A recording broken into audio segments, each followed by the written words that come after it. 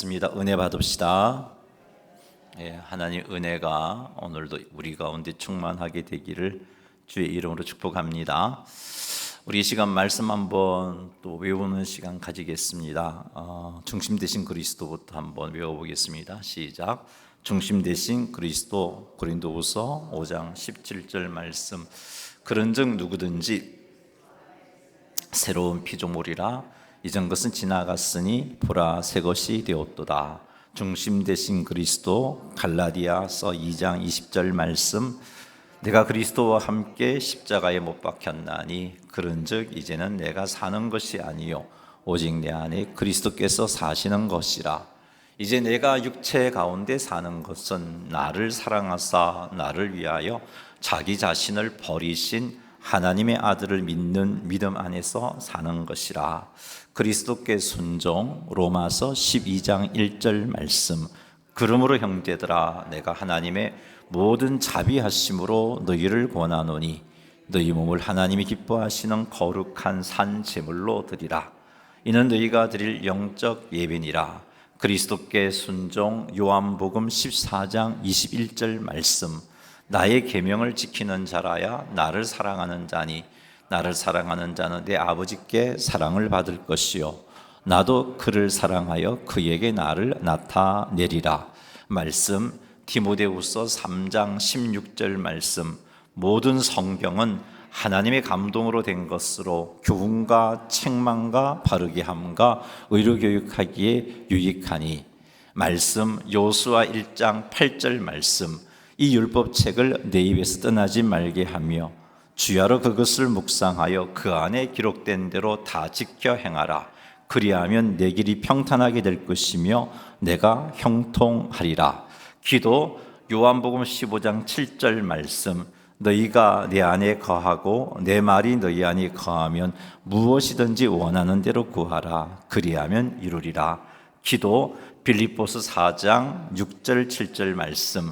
아무것도 염려하지 말고 다만 모든 일에 기도와 간구로 너희 구할 것을 감사함으로 하나님께 아뢰라. 그리하면 모든 지각에 뛰어난 하나님의 평강이 그리스도 예수 안에서 너희 마음과 생각을 지키시리라. 교제. 마태복음 18장 20절 말씀. 두세 사람이 내 이름으로 모인 곳에는 나도 그들 중에 있느니라. 교제. 히브리서 10장 24절 25절 말씀. 서로 돌아보아 사랑과 선행을 격려하며 모이기를 피하는 어떤 사람들의 습관과 같이 하지 말고 오직 권하여 그날이 가까움을 볼수록 더욱 그리하자. 증거. 마태복음 4장 19절 말씀. 말씀하시되 나를 따라오라 내가 너희를 사람을 낚는 어부가 되게 하리라 하시니. 증거. 로마서 1장 16절 말씀. 내가 복음을 부끄러워하지 아니하노니 이 복음은 모든 믿는 자에게 구원을 주시는 하나님의 능력이 됨이라. 먼저는 유대인에게요 그리고 헬라인에게로다. 모든 사람이 죄를 범함. 로마서 3장 23절 말씀. 모든 사람이 죄를 범하였음에 하나님의 영광에 이르지 못하더니. 이사야 53장 6절 말씀. 우리는 다 양 같아서 그릇 행하여 각기 제 길로 갔거늘 여호와께서는 우리 모두의 죄악을 그에게 담당시키셨도다. 죄의 형벌. 로마서 6장 23절 말씀. 죄의 삭은 사망이요 하나님의 은사는 그리스도 예수 우리 주 안에 있는 영생이니라. 죄의 형벌. 히브리서 9장 27절 말씀. 한 번 죽는 것은 사람에게 정해진 것이요 그 후에는 심판이 있으리니. 로마서 5장 8절 말씀. 우리가 아직 죄인 되었을 때에 그리스도께서 우리를 위하여 죽으심으로 하나님께서 우리에게 대한 자기의 사랑을 확정하셨느니라. 그리스도가 형벌을 받은 베드로전서 3장 18절 말씀. 그리스도께서도 단번에 죄를 위하여 죽으사 의인으로서 불의한 자를 대신하셨으니 이는 우리를 하나님 앞으로 인도하려 하심이라. 육체로는 죽임을 당하시고 영으로는 살림을 받으셨으니 선행으로 구원받지 못함. 에베소 2장 8절 9절 말씀. 너희는 그 은혜에 의하여 구원 이것은 너희에게서 난 것이 아니요 하나님의 선물이라. 행위에서 난 것이 아니니 이는 누구든지 자랑하지 못하게 하려 함이니라. 선행으로 구원받지 못함. 디도서 3장 5절 말씀. 우리를 구원하시되 우리가 행한 바 의로운 행위로 말미암지 아니하고 오직 그의 긍휼하심을 따라 중생의 씻음과 성령의 새롭게 하심으로 하셨나니 그리스도를 모셔야 함. 요한복음 1장 12절 말씀. 영접하는 자 곧 그 이름을 믿는 자들에게는 하나님의 자녀가 되는 권세를 주셨으니 그리스도를 모셔야 함. 요한계시록 3장 20절 말씀. 볼지어다 내가 문 밖에 서서 두드리노니 누구든지 내 음성을 듣고 문을 열면 내가 그에게로 그와 더불어 먹고 그는 나와 더불어 먹으리라. 아멘. 수고하셨습니다. 자, 오늘은 잠언 126번째 시간인데 21절에서 25절까지 말씀을 통하여서 하나님 주시는 또 하나님의 음성과 지혜들을 깨닫게 되는 그런 시간 가지도록 하겠습니다. 먼저 21절 2절 말씀 같이 한번 읽어보겠습니다. 내 원수가 목말라 하거든 물을 마시게 하라. 그리하는 것은 핀숯을 그의 머리에 놓는 것과 일반이요 여호와께서 내게 갚아 주시리라. 아멘. 자, 이 말씀은 원수 사랑과 악에 대하여 선으로 대응할 것에 관한 그런 교훈을 주시는 말씀입니다.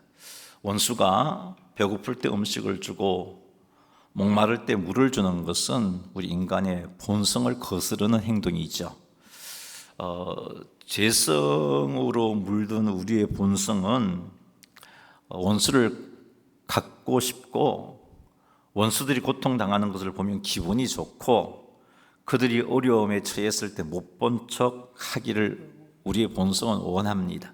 하지만 오늘 말씀은 이런 우리의 본성을 거슬러서 원수에게 선을 베풀라라고 말씀을 하고 있습니다. 이런 행동은 하나님의 공의를 신뢰하는 믿음의 표현입니다. 원수 갚는 것은 하나님, 공의의 하나님께 맡기고 우리는 선을 베풀어 선으로 악을 이기는 것, 이것은 바로 하나님이 공의로운 분이시다, 하나님이 나의 억울함을 풀어주시는 공의로운 분이시다라는 믿음의 표현인 겁니다. 뿐만 아니라 이렇게 우리가 하는 것이 원수를 사랑하고 원수의 필요를 채워주고 하는 이런 행동이 우리가 하나님의 자녀 되는 하나님의 자녀임을 드러내는 행동이기도 합니다. 예수님께서도 이런 말씀을 하셨어요. 마태복음 5장 44절 45절 말씀 한번 읽어보겠습니다. 나는 너희에게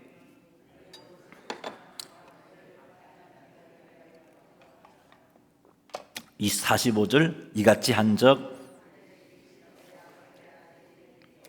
이는 하나님이 그 해를 악인과 선인에게 비추시며 비를 의로운 자와 불의한 자에게 내려 주심이라. 아멘. 예수님의 말씀에 의하면 원수를 사랑하는 것, 원수가 어려움에 처했을 때 그들에게 도움을 베푸는 것을 우리가 행할 때 우리가 하나님 아버지 아들됨이 세상에 드러난다라고 그렇게 말씀하고 계십니다. 여기 45절에 이같이 한 적 하늘에 계신 너희 아버지 아들이 되리니, 이 말은 이런 행동을 해야 아들이 비로소 된다는 의미가 아니고요. 그럼 성경이 모순이 생겨요. 그런 의미가 아니고 여기 되리니 라는 말은 하나님의 아들이라 일컬음을 받게 된다, 하나님의 아들로서 그의 삶이 하나님의 아들로서 인정함을 받게 된다라는 그런 의미입니다.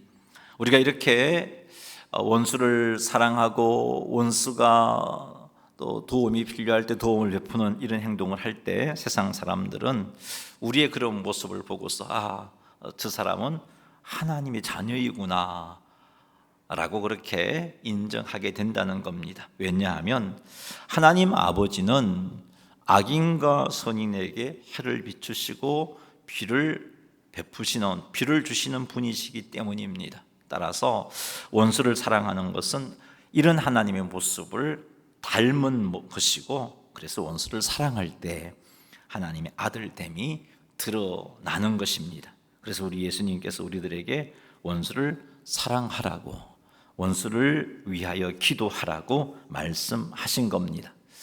오늘 본문 말씀을 보면 이렇게 하는 것이 핀 숯을 그의 머리에 놓는 것과 일반이라 그럽니다. 여러분 한번 상상해 보십시오. 그 벌겋게 탄 불이 붙어 있는 숯을 머리 위에 얹으면 어떻게 돼요? 굉장히 고통스럽겠죠. 이건 상징적인 표현인데 이 의미는 우리가 이렇게 원수를 사랑하고 원수가 도움이 필요할 때 도와주는 이런 행동은 어떤 의미냐면 하나님께 이 원수 갚는 것을 맡긴다는 의미거든요.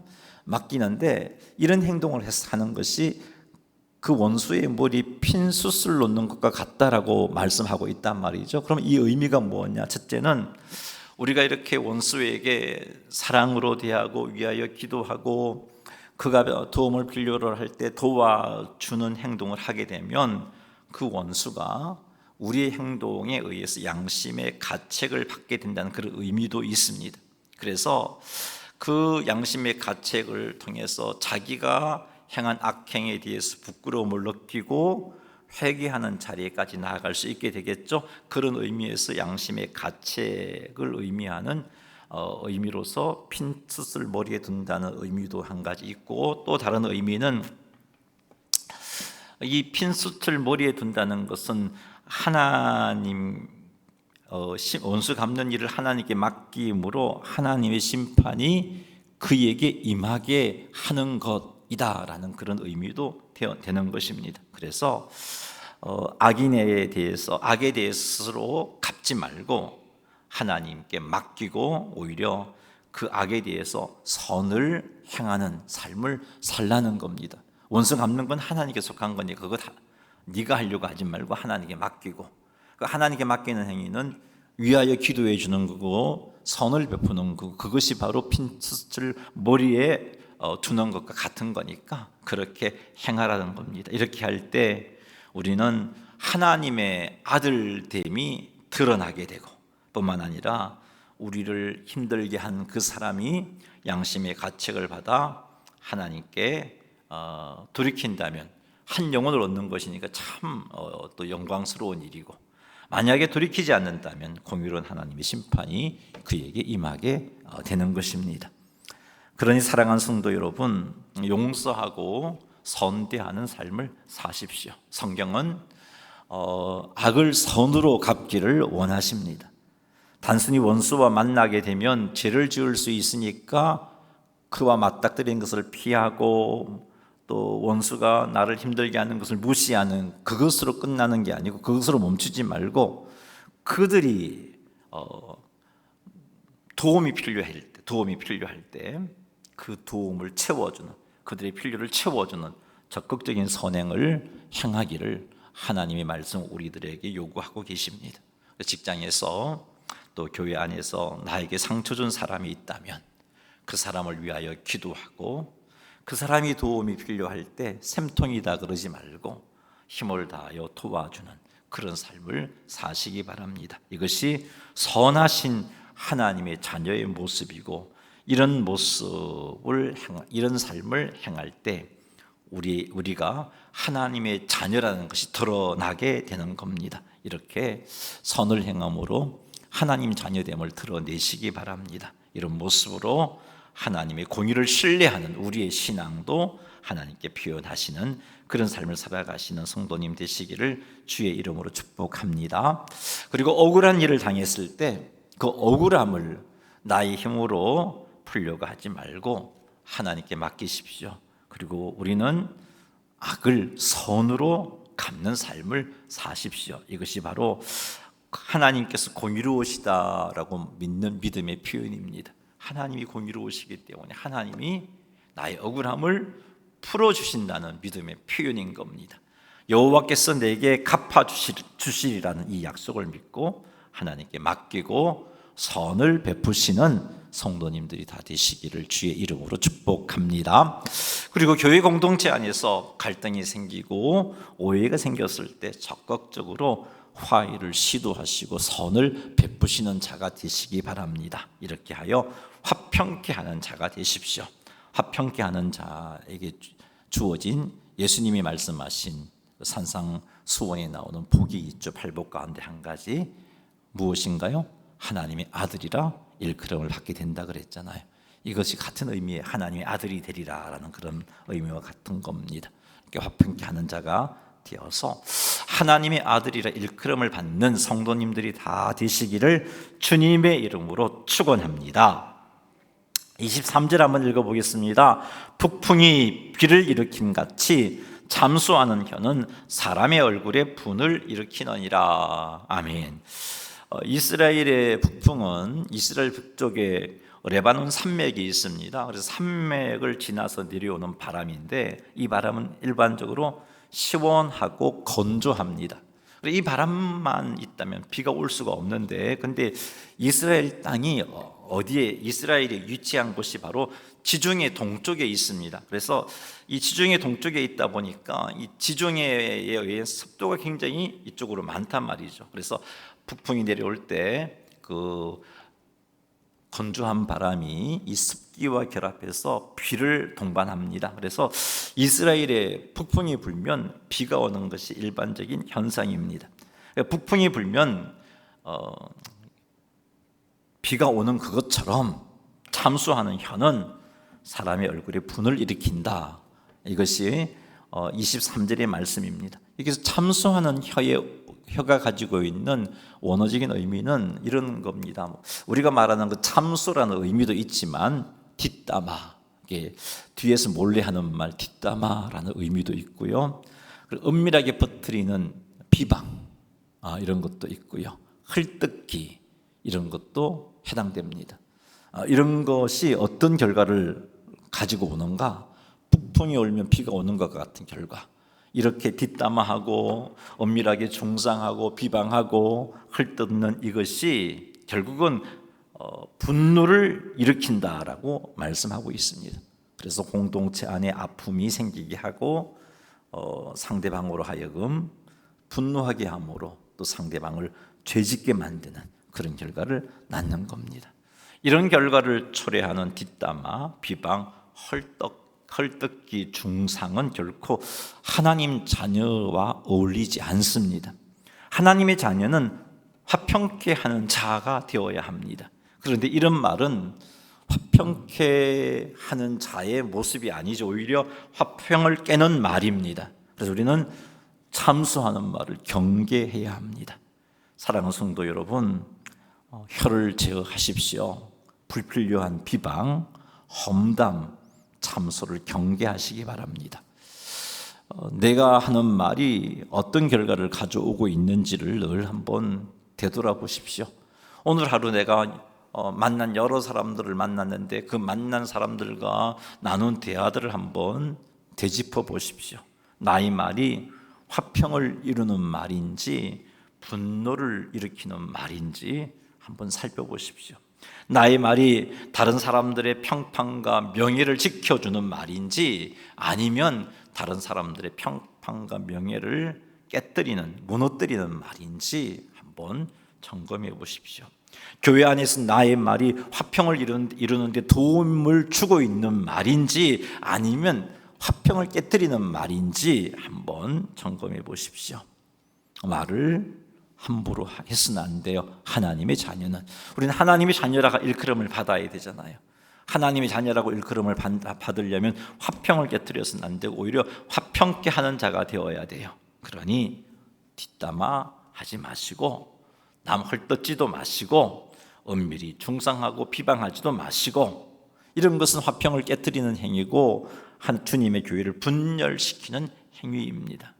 주님의 교회를 분열시키는 이 행위 죄라는 것 아셔야 돼요. 이것을 명심하여서 참소하지 않는 삶 사시기를 주의 이름으로 축원합니다. 입에 파수꾼을 세워서 우리의 입으로 공동체를 파괴하는 그런 일을 하지 않는 우리 모두가 되기를 주님의 이름으로 축원합니다. 24절 읽어보겠습니다. 다투는 여인과 함께 큰 집에서 사는 것보다 움막에서 혼자 사는 것이 나으니라. 아멘. 여기서 큰 집은 물질적인 풍요와 외적 성공을 의미합니다. 그리고 다투는 여인은 끊임없이 다투고 갈등을 일으키는 사람인데, 이런 사람과 아무리 참 좋은 환경에 산다 할지라도 행복할 수 없다는 거죠. 차라리 움막에서 혼자 사는 게 낫다라고 말씀하고 있습니다. 아무리 집이 크고 부유하다 할지라도 가정 안에서 평화가 없고 지속적인 다툼이 있다면 행복할 수 없습니다. 이 말씀은 외적인 풍요보다 내적인 평화가 더 중요하다 하는 것을 교훈해 주고 있습니다. 그러므로 행복한 가정을 원한다면 그 가정 안에 다툼 아닌 평화가 지속되게 해야 합니다. 가정뿐만 아니라 우리가 속한 공동체가 다툼이 아닌 평화가 지속될 수 있게 해야 합니다. 그 공동체 안에 평화가 유지되지 않는다면 그 공동체 외형이 아무리 좋다 할지라도 그 공동체 안에서 우리 행복을 누릴 수가 없습니다. 자, 어떻게 하면 다툼이 없는 공동체를 만들 수 있을까? 다툼은 죄의 열매입니다. 그러므로 죄가 우리를 주장하지 못하게 해야 합니다. 죄가 우리 안에 머물지 않도록, 죄를 지었다면 속히 그 죄를 하나님 앞에 내려놓음으로 청산해야 되는 겁니다. 그래서 다툼이 죄의 열매인 다툼이 우리 안에 자리 잡지 않도록 그렇게 해야 되는 겁니다. 죄를 경계하십시오. 죄의 유혹에 속아 죄 짓지 않도록 끼어 있으십시오. 하나님과 친밀한 관계를 유지하십시오. 혹 죄를 지었다면 속히 그 죄를 인정하고 하나님께 용서를 구하시기 바랍니다. 그리고 평화가 우리 가운데 충만하게 하기 위해서 또 취할 자세가 있는데, 그것은 하나님과 바른 관계를 유지하며 살아가는 겁니다. 그럴 때 우리 마음에 평강이 충만하게 됩니다. 우리 안에 하나님의 평강이 충만하게 된다면 상대방의 실수를 용납할 수 있는 힘이 생기는 거예요. 상대방이 내게 상처를 주어도 그 상처에 대해서 품어주고 용서할 수 있는 힘이 생기는 겁니다. 오래 참을 수가 있어요. 그래서 다툼이 생기지 않을 수가 있는 겁니다. 사랑하는 성도 여러분, 하나님과 친밀한 관계, 바른 관계를 잘 유지하셔서 하나님 주시는 평화가 충만해지고, 그것 때문에 다툼을 이겨내는, 다툼을 제거하는 그런 삶을 살아가시기를 주의 이름으로 축원합니다. 25절 한번 읽어보겠습니다. 먼 땅에서 오는 좋은 기별은 목마른 사람에게 냉수와 같으니라. 아멘. 자, 고대 시대 때는 교통이 발달되지 않았고 통신도 발달되지 않았습니다. 그래서 먼 땅에 가족이 살고 있으면 어떻게 잘 살고 있는지 참 그것을 알기가 너무너무 힘들었어요. 먼 땅에 살고 있는 동족들의 형편이 어떠한지 참 알기가 어려웠습니다. 쉽지 않았습니다. 그런데 그렇게 먼 땅에 살고 있는 가족의 좋은 소식이 들려지면 얼마나 기쁘겠습니까? 그때 누리는 기쁨은 말로 형용할 수 없는 큰 기쁨입니다. 그래서 오늘 잠언 25장 25절에서는 먼 땅에서 오는 좋은 기별은 무엇과 같냐? 목마른 사람에게 냉수와 같다라고 말씀하고 있습니다. 솔로몬은 먼 땅에서 오는 좋은 기별을 목마른 사람에게 냉수와 같은 것, 그렇게 표현하고 있습니다. 자, 그런데 이 먼 땅에서 오는 좋은 기별을 듣기 위해서는 인내함, 기다림이 필요한 것입니다. 먼 땅에서 오는 좋은 기별이라고 한 것은 즉각적인 그런 소식이 아니잖아요. 교통도 발달되지 않았고 통신도 발달되지 않았던 그 상황 속에서 그 먼 지역에서 오는 그 좋은 기별은 들으려면 아주 인내가 필요하고 기다림이 필요한 겁니다. 그리고 또 멀다는 것은 지리적으로 멀다는 이렇게 의미도 있지만 기대하고 오랫동안 기다렸다는 의미도 포함이 됩니다. 먼 땅에서 오는 좋은 소식은 그런 의미에서 하나님의 약속의 성취, 복음을 의미하기도 합니다. 이 약속의 성취 역시 인내와 기다림이 필요한 거죠. 복음 역시 인내와 기다림이 필요합니다. 하나님의 약속을 믿고 인내하며 기다리는 자가 그 약속이 성취되어졌을 때 그 기쁨이 마치 먼 땅에서 좋은 기별을 들은 것 같은 그런 목마른 자에게 냉수와 같은 기쁨인 겁니다.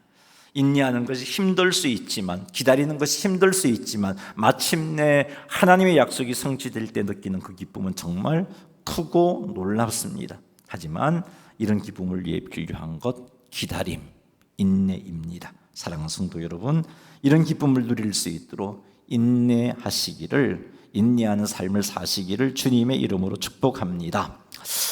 복음을 듣고 구원을 얻게 되는 것도 역시 먼 땅에서 오는 좋은 기별이라고 할 수 있습니다. 복음이란 좋은 소식을 듣고 사랑하는 가족이 구원을 얻게 된다면 그 소식이 얼마나 큰 기쁨이겠습니까? 그런데 여기에도 인내가 필요합니다. 기다림, 인내함으로 복음을 전하고, 그렇게 해서 사랑하는 가족이 복음을 믿어 구원을 얻게 된다면 그 가족 역시 그 복음으로 인해서 큰 기쁨을 누리게 되겠죠. 그 사람에게도 이 먼 땅에서 오는 소식이 되어지는 겁니다. 뿐만 아니라 그 복음을 통해서 구원 얻기를 기다렸던 우리에게 있어서도 그 복음을 통해서 주께로 회심한 사람에 대한 소식은 큰 기쁨을 가져다 주는 겁니다. 사랑하는 성도 여러분, 먼 땅에서 오는 좋은 기별은 목마른 자에게 냉수와 같다라는 것을 꼭 명심하셔서 인내함으로 이런 기쁨을 누리시는 성도님들이 다 되시기를 주님의 이름으로 축복합니다. 마지막으로 26절 말씀 한번 같이 읽겠습니다. 의인이 악인 앞에, 아멘. 의인이 악인 앞에 굴복하는 것은 우물이 흐려짐, 샘이 더러워진과 같다라고 말합니다. 여러분, 요즘은 수돗물만 틀면 물 잘 나오고요, 또 그 수돗물을 정수기에 딱 연결해서 깨끗한 물을 마시는데, 그래서 뭐 샘물이 오염돼도 별 걱정이 없어요, 요즘은. 근데 여러분, 고대는 달랐어요. 수도 시설이 잘 되어 있지 않고 그 동네에 우물이 그 동네 사람들이 먹고 마실 수 있는 유일한 그 물 공급원이었잖아요. 그런데 그 우물이 더러워지게 되면 어떻게 되겠어요? 그 마을은 고통을 겪을 수밖에 없습니다. 이와 마찬가지로 의인이 악인 앞에 굴복하게 되면 그 공동체는 고통을 겪게 돼요. 그래서 의인이 악인 앞에 굴복하는 것은 우물이 흐려짐과 샘이 더러워짐과 같다라고 말씀하고 있는 겁니다. 의인이 의인으로서의 삶을 살게 될 때 그 의인 때문에 그가 속한 공동체는 복을 받습니다. 하지만 의인이 의인으로서의 삶을 제대로 살지 못하게 될 때 그가 속한 공동체는 고통을 겪게 되는 겁니다. 소돔과 고모라가 의인 10명이 없어서 망했어요. 의인이 의인으로서의 삶을 제대로 살지 못했을 때 그런 역사가 일어나는 겁니다. 자, 성경에서 의인은 누구이냐? 하나님의 백성입니다. 하나님을 믿는 자가 의인입니다. 하나님의 백성은 세상 속에서 거룩함과 의를 유지하며 살아가야 합니다. 그런데 때로는 편의를 위해서, 때로는 핍박이 두려워서 타협을 할 때가 있습니다. 자, 이런 것을 가리켜서 의인이 악인 앞에 굴복한 것이라고 할 수 있습니다. 자, 그러나 타협할 수 있지만 타협은 의인의 정체성을 훼손하는 것이고, 결국은 이런 타협하는 일이 지속되면은 결국은 하나님을 신뢰하는 믿음이 약화되고 더 시간이 가다 보면 하나님을 믿는 믿음을 버리는 결과를 초래합니다. 하나님의 자녀들이 이렇게 세상 속에서 타협의 삶을 살게 된다면, 그리고 그 타협에서 돌이키지 않고 그 타협을 지속한다면 세상은 그만큼 고통을 겪게 됩니다. 의인이 악인 앞에 굴복하는 예를 몇 가지를 한번 들어보겠는데, 공의를 세워야 할 하나님의 자녀가 부정을 보고서도 그 부정 앞에 침묵하는 경우도 의인이 악인 앞에 굴복하는 경우이고요. 신앙을 조롱하고 비판하는 분위기 때문에 내가 속한 공동체 속에서, 그게 직장일 수도 있고 가정일 수도 있는데 자신의 신앙을 드러내지 않거나 또는 부인하는 경우, 이것도 의인이 악인 앞에 굴복하는 예이겠죠. 가족들이 신앙을 무시하고 조롱할 때 평화를 위한다는 명목으로 예배를 포기하거나 기도를 중단하는 경우도 타협하는 경우이고, 이것도 의인이 악인 앞에 굴복하는 예입니다. 불법인 줄 알면서도 내가 경제적인 손해를 겪기 때문에 그 경제적 손해를 피하기 위해서 그 불법에 동참하거나 눈 감아 주는 경우도 의인이 악인 앞에 굴복한 예입니다. 동성애에 대한 성경적 입장을 명확히 해야 할 때 사회적 비난이 두려워서 침묵하거나 세상 의견에 동조하는 경우도 의인이 악인 앞에 굴복한 예입니다. 세속적 성공 기준에 휘둘려서 진리보다는 사람의 눈치를 보게 되는 경우, 하나님 기뻐하지 않는 일인 줄 아는데 근데 내 상사가 그 일을 시키니까 그걸 외면하면 내가 성공하고 승진하는 데 시장이 생기니까 사람이 눈치를 보게 되는 경우, 이런 것도 의인이 악인 앞에 굴복한 예인 거죠. 성도들이 이렇게 악인 앞에 굴복한다면, 그 굴복함이 지속된다면 세상은 그만큼 더 어두워지고, 그래서 세상은 더 큰 고통을 겪게 되는 겁니다. 사랑하는 성도 여러분, 의인으로서 악인 앞에 굴복하지 않도록 해야겠는데, 그건요 우리 결심만으로 안 돼요. 하나님과 친밀한 관계가 있어야 돼요. 초대교회 때 신앙의 핍박이 있었습니다. 목숨 걸고 신앙을 지킬 수 있었던 그 사람들, 우리 신앙의 선배들은요, 하나님과 친밀한 관계 속에서 흔들리지 않는 믿음을 소유했기 때문이에요. 하나님을 신뢰하는 그 신뢰가 흔들리지 않았기 때문에 핍박 가운데 순교하면서까지 믿음을 지켰습니다. 이것을 보더라도 우리가 의인으로서 악인 앞에 굴복하지 않으려면 하나님과 친밀한 관계 속에서 하나님을 신뢰하는 신뢰가 흔들리지 않아야 합니다. 그러니 여러분, 하나님과 친밀한 관계에 힘쓰십시오. 그리고 하나님을 날마다 더 알아가십시오. 하나님을 믿는 믿음이 흔들리지 않는, 신뢰하는 그 신뢰가 흔들리지 않는 그런 삶을 살아가십시오. 말씀과 기도로 깨어 있어야겠죠. 하나님의 공의를 믿고 하나님을 더욱더 신뢰해야겠죠. 이렇게 사십시오. 이렇게 하면 성령 충만함이 유지되어지고, 성령 충만하게 되면 의인답게 바르게 살 수 있습니다. 핍박에 굴하지 않을 수가 있어요. 성령 하나님의 도우심으로 말미암아 핍박에 굴하지 않을 수 있어요. 그렇게 살 때 세상은 우리 그리스도인 때문에 복 받습니다. 의인들로 말미암아 그 성읍이 진흥하게 된다 하는 게 성경의 가르침이에요. 우리가 이렇게 살 때 우리가 속하는 세상은 복을 받습니다. 그러나 우리가 이렇게 살지 못하고 우리가 세상 앞에 굴할 때, 악인 앞에 굴할 때 샘이 더러워진 것 같은 결과가 나타나는 거죠. 세상은 고통을 겪게 됩니다. 사랑하는 성도 여러분, 하나님의 자녀로서의 정체성을 잘 지켜서 하나님과 친밀한 관계를 잘 유지하셔서 악인 앞에 굴하지 않는 삶을 사셔서 우리들로 말미암아 세상이 복을 받아 누리는 그런 놀라운 역사가 우리 가운데 충만하게 되기를 주님의 이름으로 축원합니다. 교회 소식 전하겠습니다.